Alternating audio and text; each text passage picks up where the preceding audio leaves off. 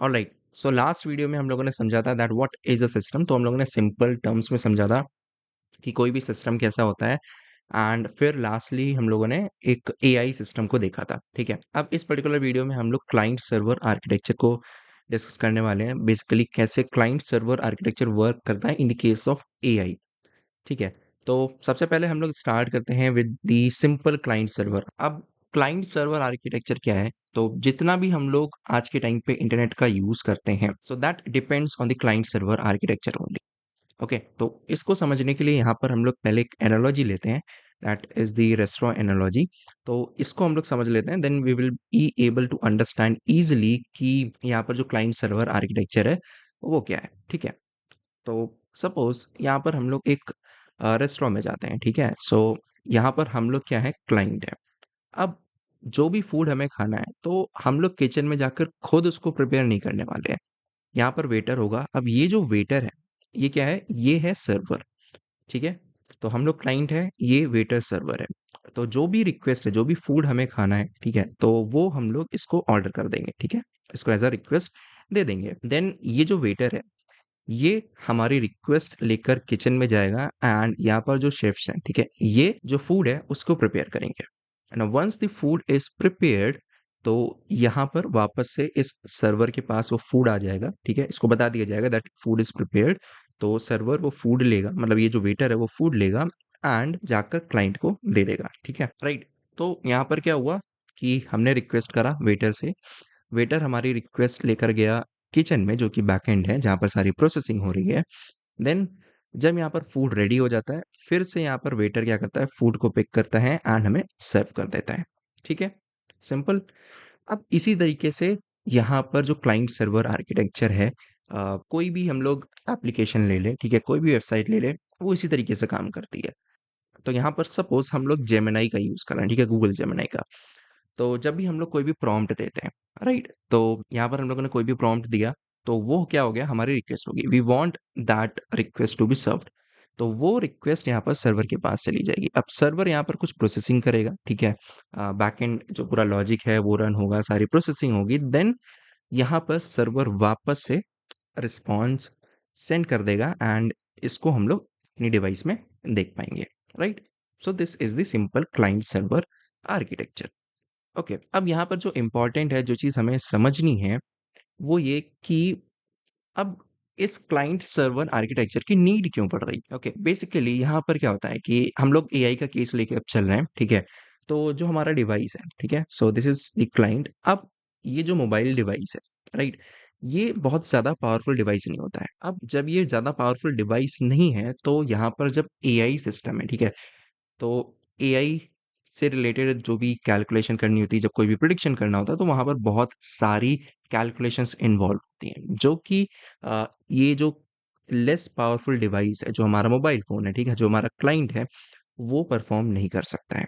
तो यहाँ पर क्या होता है कि ये जो कैलकुलेशन का काम है, वो डेलीगेट हो जाता है इन एआई सर्वर्स पे। ठीक है, तो ये था क्लाइंट एंड यहाँ पर आ गया एआई सर्वर। ठीक है, तो जो भी रिक्वेस्ट हमें चाहिए वो हम लोग बताते हैं एंड वो रिक्वेस्ट यहाँ पर इन एआई सर्वर्स के पास जाती है। अब ये जो एआई सर्वर्स हैं, ये बेसिकली डिज़ाइन ही इसीलिए करे जाते हैं to handle these kind of complex mathematical operations. Right, तो जितनी भी हैवी लिफ्टिंग होती है वो ये करते हैं। ठीक है, so that is why this client server architecture is important. अब यहाँ पर हम लोग एक पूरा फ्लो देख लेते हैं कि किस तरीके से जो हमारी डिवाइस है वहां से एक रिक्वेस्ट जाती है एंड किस तरीके से एआई सर्वर पर वो प्रोसेस होती है and how we get the response back. ठीक है, तो एक पूरा फ्लो समझ लेते हैं। राइट, अब यहाँ पर जो भी हम लोग प्रॉम्प्ट देते हैं, ठीक है, जो भी हम लोग यहाँ पर रिक्वेस्ट देते हैं, सो दिस इज द पेलोड। ठीक है, ये हमारी एक्चुअल डेटा है या फिर actual you can say prompt है। ठीक है, उसके बाद यहाँ पर कुछ डेटा ऐसा होता है जो कि हमें नहीं दिखता है, जो कि हिडन होता है हमसे, that we call as the meta data. अब ये हो सकता है हमारी यूज़र आईडी हो, हमारी प्रिफर्ड लैंग्वेज हो, कौन सा एप्लीकेशन वर्जन हम लोग यूज़ कर रहे हैं, हमारी location, IP address, request ID, और भी बहुत सारी चीज़ें हो सकती हैं। ठीक है, तो इन दोनों चीज़ों को मिला के, मेटा डेटा एंड पेलोड, दोनों चीज़ों को मिलाकर यहाँ पर एक रिक्वेस्ट बनाई जाती है। सो अगर यहाँ पर लेट्स से जो रिक्वेस्ट है वो जेसन ऑब्जेक्ट में बनी है, तो कुछ इस तरीके से दिखेगी। राइट, तो रिक्वेस्ट क्रिएट हो जाती है। एक बार यहाँ पर जब रिक्वेस्ट बन जाती है, देन यहाँ पर उसको नेटवर्क की हेल्प से सेंड करा जाता है, ठीक है? So over the network it is send to the AI server. अब यहाँ पर हमें एक चीज़ समझनी है कि ये जो रिक्वेस्ट है पहले तो ये एक सिक्योर कनेक्शन के थ्रू जाती है, ठीक है? जो भी रिक्वेस्ट है एक secure you can say tunnel के थ्रू जाती है सो दैट यहाँ पर कोई भी अगर बाहर से हमारी रिक्वेस्ट को इंटरसेप्ट भी करना चाह रहा है, ठीक है? उसको रीड करना चाह रहा है तो वो ना कर पाए, ठीक है? तो एक सिक्योर कनेक्शन के थ्रू यहाँ पर जो हमारी रिक्वेस्ट है वो जाती है एआई सर्वर पे, not directly to the AI server, लेकिन उससे पहले यहाँ पर क्या आता है एपीआई गेटवे, ठीक है?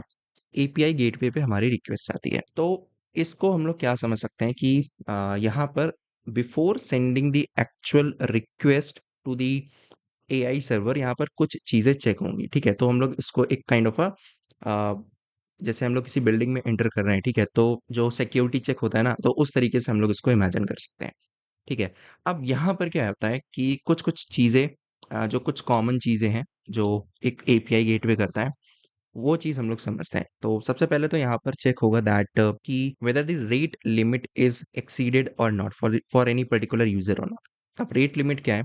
तो यहाँ पर ऐसा हो सकता है कि सपोज़ कोई यहाँ पर स्पैम करना चाह रहा हो, ठीक है? जो एआई सर्वर्स हैं उनको, तो वो क्या कर सकता है मल्टीपल रिक्वेस्ट जनरेट करके एक ही टाइम पे एआई सर्वर को भेज सकता है। जिससे एक्चुअली में होगा क्या कि अगर एक टाइम पे बहुत ज़्यादा रिक्वेस्ट आ जाएँगी तो जो बाकी दूसरे यूज़र्स हैं, ठीक है? उनकी रिक्वेस्ट सर्व नहीं होगी एंड यहाँ पर ये भी हो सकता है कि जो सिस्टम है वो क्रैश कर जाए, ठीक है? सो बेसिकली यहाँ पर ये इंश्योर करा जाता है कि जो एक पर्टिकुलर यूज़र है, ठीक है?